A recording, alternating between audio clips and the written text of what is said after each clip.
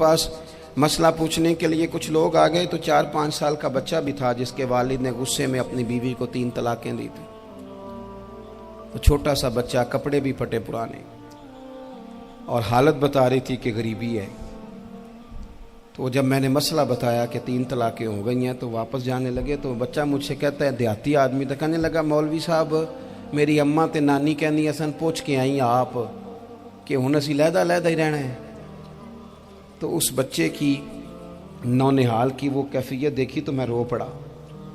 میں نے کہا یار یہ بچہ بیچارہ ماں باپ کے ہوتے ہوئے یہ یتیموں جیسی زندگی گزارے گا کیونکہ باپ نے طلاق دے دی.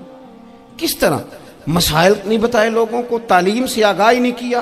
اور اس میں بہت بڑا ظلم ہے ان لوگوں کا بھی جو جنازے پہ کھڑے ہو کے تو کہہ دیتے ہیں، میری طرح کے لوگ اچھے علماء کی بات نہیں کرتا، وہ کہہ دیتے ہیں دیکھو جن لوگوں کو جنازہ نہیں آتا. بھئی آپ نے کس دن عشاء کے بعد کلاس لگائی تھی جنازہ سکھانے کی؟ یہ تو آپ نے کہہ دیا لوگوں کو قرآن جی ٹھیک نہیں آتا. تو یہاں تو بیچاری بیویاں جن کو صحیح پڑھنا نہیں آتا وہ مشن بنا لیتی ہیں کہ میں نے اتنے 100 کو قرآن پاک پڑھانا ہے.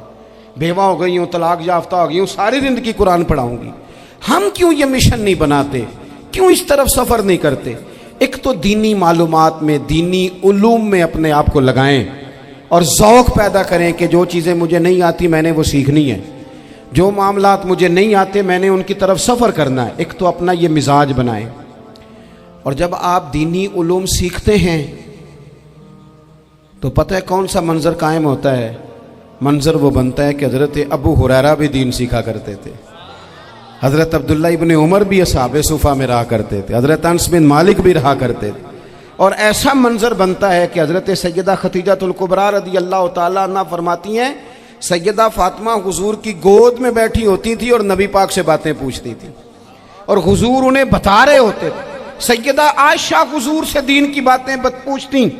چوتھا حصہ ہماری فقہ کے اصول حضرت فاطمہ کی، حضرت عائشہ صدیقہ کی مرویات پر مبنی ہیں.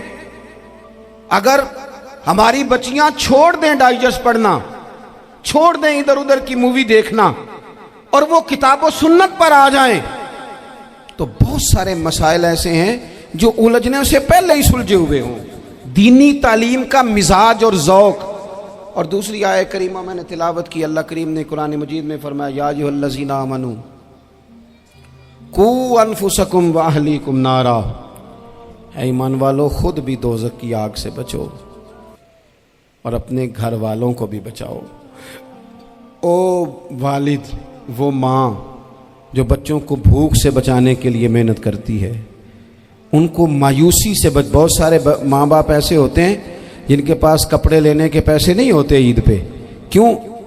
اذان شروع ہوگی جی، اذان سنیں جی. عزیز بھائی، جس طرح ہم اپنے بچوں کو دیکھیں، بہت سارے ماں باپ کے پاس گنجائش نہیں ہوتی، لیکن اس نیت سے کہ بچوں کے دل ٹوٹ جائیں گے، عید پہ کیسے گزارا کریں گے، مشکل سے بھی کپڑے خرید کے دیتے.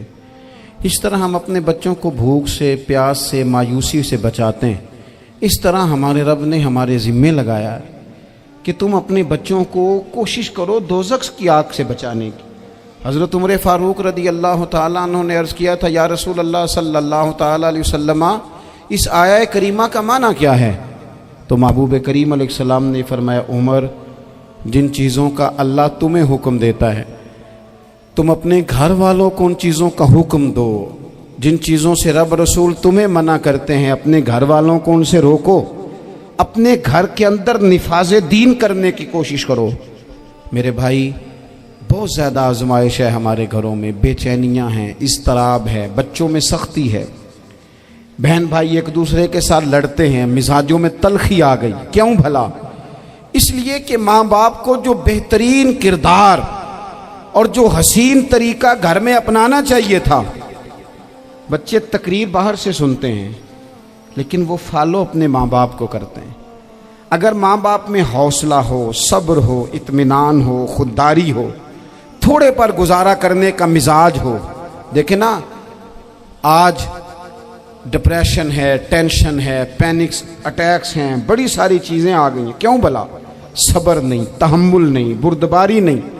آزمائے. ایک دن ایک بچہ میرے پاس آ گیا مدرسے کا اور آ کے وہ رونے لگا میرے گھر والے کہنے لگے کھانا چھوڑ دیں پہلے اس کی بات سن لے. میں نے کہا پتر کیا ہوا, کسی نے مارا ہے کسی استاد نے؟ کہنے لگے نہیں حضرت, گھر فون کیا تھا تو میری اماں اور ابا کی لڑائی ہو رہی ہے. بچہ کانپ رہا ہے, ٹانگیں کانپ رہی ہیں. میں نے کہا کیا ہو کیا گیا تمہیں پتر, لڑائی ہو رہی ہے تو گھروں میں ہو ہی جاتی ہے. کہنے لگے نہیں آپ کو پتہ نہیں وہ بڑا سخت لڑتے ہیں. میرے والد جب میری والدہ کو مارنے کے لیے آگے بڑھتے ہیں تو ہم سارے چار پنجوں کے نیچے چھپ جاتے ہیں, ہمیں خوف آتا ہے, وہ منظر خطرناک ہوتا ہے. یہ کون تکلیف دے رہا ہے اپنے بچوں کو؟ یہاں بیٹھے ہمارے ہاں میلوں دور رہتے تھے اس کے گھر والے, تو وہ تکلیف میں تھا, تو گھر میں کیا کیفیت ہوگی؟ اگر حوصلہ ہو, صبر ہو, قناعت ہو, اللہ کے دیے ہوئے تھوڑے رزق پر ہمیں راضی رہنا آتا ہو, ہمارے گھروں میں سکون آئے, اطمینان آئے, ہم جو زندگی بڑی خوشی خوشی گزار سکتے ہیں. ہمارے مزاجوں کا لالچ, ہماری طبیعتوں کی بے راہ روی, ہماری جھوٹی انا کا بت, ان ساری چیزوں کو ختم کر دیتا ہے. اپنی زندگی کے اندر اگر ہم وہ کردار اپنے بچوں کو دیں جس کردار میں موبائل بھی ہو, جس میں گاڑی بھی ہو, جس میں پیسے بھی لا کے ابا دراز میں رکھتا ہو, لیکن والد کا گھر میں مصلی بھی موجود ہو, اس کی کوئی تسبیح بھی ہو, وہ یہ بھی کہتا ہو کہ خدا نے اپنے فضل سے آج 5,000 دیا ہے تو اس میں 1,000 غریبوں کا بھی ہے, اس میں تھوڑا سا میں نے اللہ کی رضا کے لیے بھی رکھا ہے. اگر کوئی مشکل آ جائے تو وہ باپ اور ماں کو صبر کرتا ہوا دیکھتے ہوں. اگر ایک باپ کر بات کرے تو دوسرا برداشت کرتا ہو. خدا را اپنی اولادوں کو اس اذیت کا شکار نہ کرو. اپنے گھروں کے اندر وہ خودداری, وہ پیار, وہ وقار, وہ محبت, وہ انداز.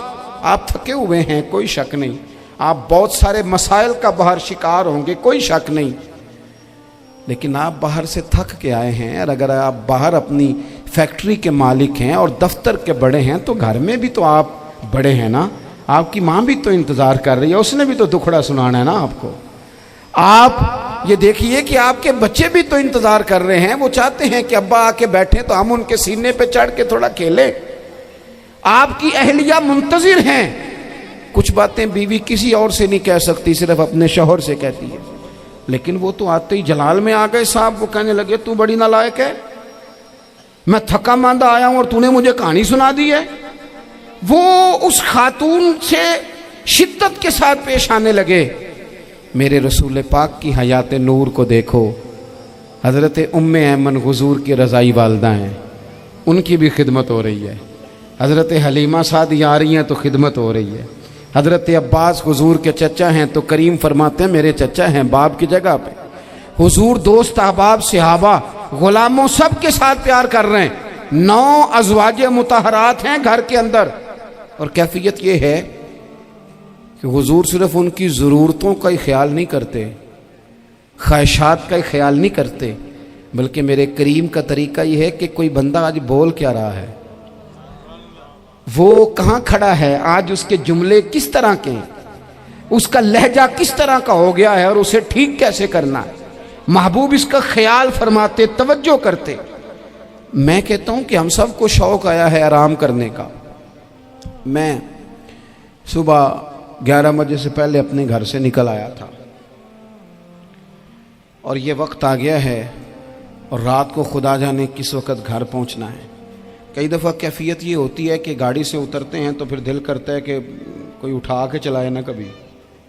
اس کے باوجود بہت سارے لوگ ناراض رہتے ہیں کہ ہم سے مل کے نہیں گئے, فوٹو نہیں کھنچوا کے گئے, فلانی جگہ چائے نہیں پی کے گئے. یہ تسلسل ہے. لیکن میں جتنا مرضی تھکا ماندہ گھر جاؤں گا نا, کبھی ایسا نہیں ہوا کہ میں گھر جاؤں تو بڑی ٹینشن میں جاؤں.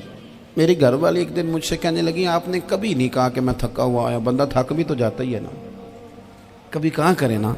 میں نے اسے کہا پتہ کیوں نہیں کہتا, اس لیے نہیں کہتا کہ میں نہیں چاہتا کہ میرے بچے یہ کہیں کہ ہم نے دین نہیں پڑھنا, ہمارا باپ تو بڑی مشکل میں ہے. ہم اپنے کام کے بارے میں اپنے گھر میں شکوے کرتے ہیں. آپ کسی بچے سے پوچھ لیں کون سا کام کرنا ہے, کہ اندر جڑا ابا جی کر دے رہے ہیں وہ نہیں کرنا. کیوں کہ ابا جی ہر روز تو کہتے ہیں میں بڑا الجھ گیا ہوں, یہ کام بڑا مشکل ہے. میں چاہتا ہوں کہ میں اپنے بچوں کو یہ بتاؤں کہ پتر میں تو جدھر جاتا ہوں پھول ہی پھول ہیں. میں تو جدھر سے گزرتا ہوں محبت ہی محبت ہے، میں تو جدھر سے دیکھتا ہوں دعائیں ہی ملتی ہیں، تاکہ ان کا شوق پیدا ہو۔ میرے عزیز، آپ تھوڑا سا دل بڑا کریں۔ اگر آپ ایک کی وجہ سے پورا گھر سکون میں آ جاتا ہے تو آپ دل بڑا کیوں نہیں کرتے؟ جگہ ڈھونڈتے ہیں بس مجھے کوئی تنگ نہ کرے، کوئی میری باپ ماں بدولت کو کوئی پریشان نہ کرے۔ بخاری شریف سنیے، حضرت عائشہ صدیقہ رضی اللہ تعالیٰ عنہ بیٹھی ہیں، حضور فرمانے لگے عائشہ آج ایک بات نہ بتاؤں تمہیں؟ یا رسول اللہ بتائیے۔ حضور فرمانے لگے جب تم مجھ سے ناراض ہوتی ہو تب بھی مجھے پتہ چل جاتا ہے، اور جب راضی ہوتی ہو پھر بھی پتہ چل جاتا ہے۔ تو حضرت سیدہ عائشہ صدیقہ بات سن کے بڑی خوش ہوئی، یا رسول اللہ وہ کیسے؟ حضور فرمانے لگے کبھی کبھی تم قسم اٹھاتی ہو۔ یا رسول اللہ ہاں۔ فرمایا جب ہوتی ہو نا راضی، خوش، تو پھر کہتی ہو مجھے رب محمد کی قسم صلی اللہ علیہ وسلم، پھر تم میرے نام کے ساتھ رب کریم کا نام ملا کے قسم اٹھاتی ہو، رب محمد کی قسم۔ یا رسول اللہ بالکل ایسے ہی ہے۔ اور فرمایا جب تمہارے دل میں کوئی بات ہوتی ہے نا تو پھر تم کہتی ہو مجھے رب ابراہیم علیہ السلام کی قسم، پھر تم رب محمد نہیں کہتی۔ یہ بخاری مسلم میں موجود ہے۔ حضرت عائشہ صدیقہ نے تو بات سنی تو کھل گئی طبیعت، کہنے لگی کریم صدقے جاؤں، یہاں تک خیال فرماتے ہو؟ کس کے جملے کہاں پہنچ گئے، یہاں تک خیال ہے؟ فرمایا مجھے پتہ چل جاتا ہے کہ تمہاری کیفیت کیا ہے، کہاں کھڑی ہو۔ اور بھئی ہم تو اپنی ماں کا بھی خیال نہیں رکھتے۔